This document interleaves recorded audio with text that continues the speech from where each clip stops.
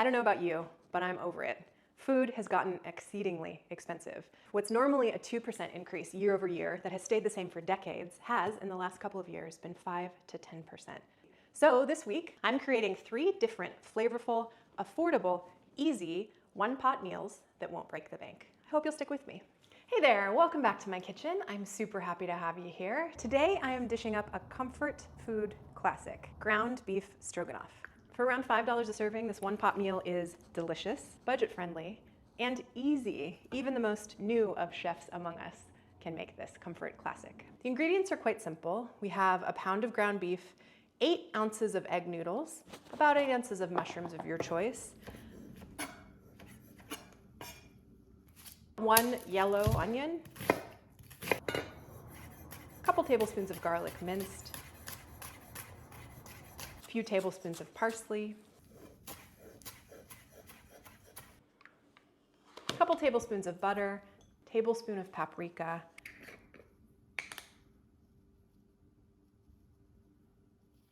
2 tablespoons of Worcestershire sauce, 4 cups of beef broth, 2 to 4 ounces of cream cheese, depending on how creamy you like your stroganoff, some salt and pepper, and a 1/4 cup of flour. This is an easy one. Let's get into it. So the first step in this ground beef stroganoff is to brown our ground meat. I'm using 85/15 beef, but you can use whatever is affordable for you. So that goes right into the pan. A little bit of salt, a little bit of pepper, and a tablespoon of smoked paprika. This is optional. It adds some nice flavor and also some nice color. After a couple minutes on a medium-high heat, my beef is almost browned. That paprika is giving it a really nice color. I'm gonna let it go about 30 more seconds, and I'm going to use a slotted spoon to remove the beef into a bowl and set it aside. I wanna leave some of the fat in the pan because that fat is a lot of flavor, and that's what we're gonna use to cook our onions and our mushrooms. Great, I'm gonna set this aside. Now, with the fat that's left in the bottom of our pan, pour in 8 ounces of mushrooms. A yellow onion goes in. And add some salt and pepper. Now, depending on how lean your beef is, you may not have much fat left in the bottom of your pan. It's no problem. Put in either some butter or some oil. Just enough to sweat these mushrooms and onions down.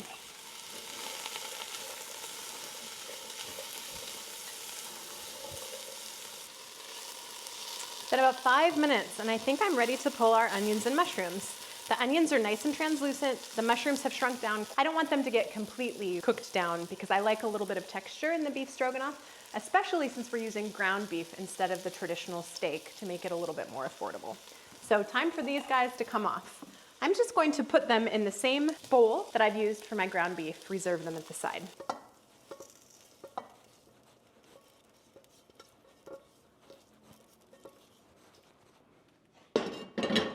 Pan goes back on the heat. Onions and mushrooms get turned to the side. In the next step, we're gonna make a roux. This is responsible for thickening so that we're not drinking beef stroganoff soup. A couple tablespoons of butter goes into the pan. If your butter starts to turn brown, add a little bit of a neutral flavored oil.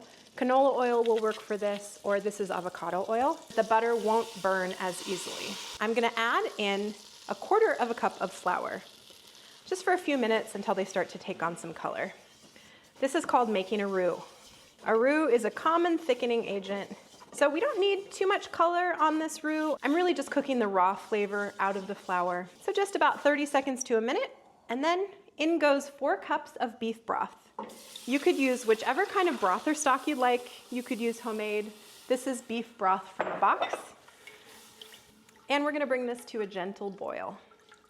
Our roux has come to a gentle boil, just 4 cups of chicken stock, a couple tablespoons of butter, and some flour. Now it's time to add our optional ingredient, the Worcestershire sauce. This will just get a little depth of flavor. So that goes right in. And then I've chosen about 8 ounces of wide egg noodles, although these don't look especially wide. But you can use whichever pasta you like. About 8 ounces is the right amount for about 4 servings, which is what this will make. So that goes right in. So follow the instructions on your pasta. This says about 7 minutes, but we're a little bit shy on liquid, so I wouldn't be surprised if it took a little bit longer than that.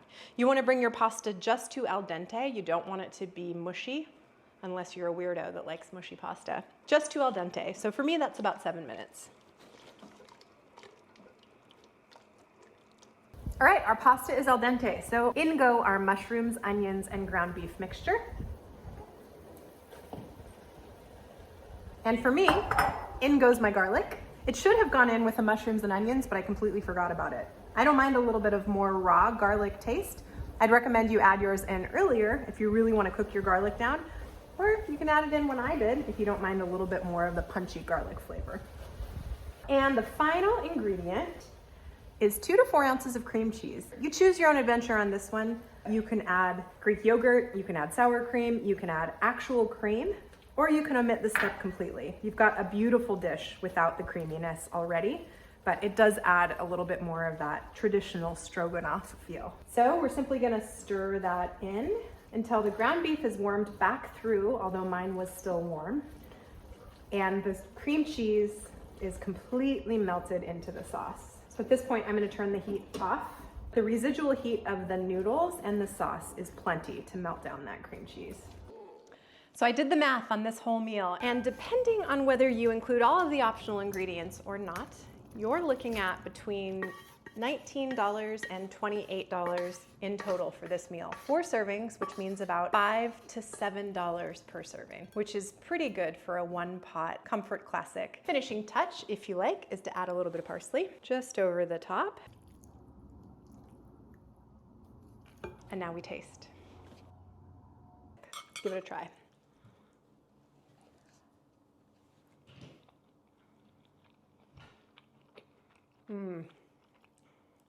Creamy, meaty. The mushrooms add such a nice touch. The raw garlic is definitely my jam. Thanks so much for being here with me today. I hope you enjoy this recipe, and if you liked this video, I'd really appreciate it if you'd give it a like. If you want to see the rest of this week's meals of one-pot affordable wonders, please subscribe to my channel, and I'll see you next time. Cheers.